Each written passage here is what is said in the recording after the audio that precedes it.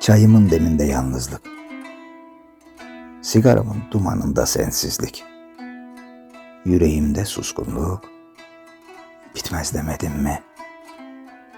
Bir fincanın kenarında kaldı gülüşün, dudak izinde yarım bir bahar gibi. İçtikçe seni çoğalttım içimde, ama her yudumda biraz daha eksildim.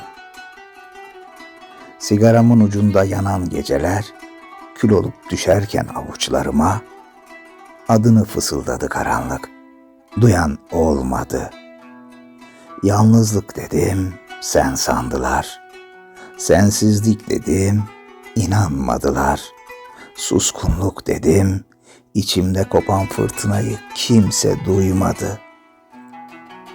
Şimdi geceler bile senden yana, uykum bile sana kaçıyor. Ben hala aynı cümlede takılıyım. Gitme.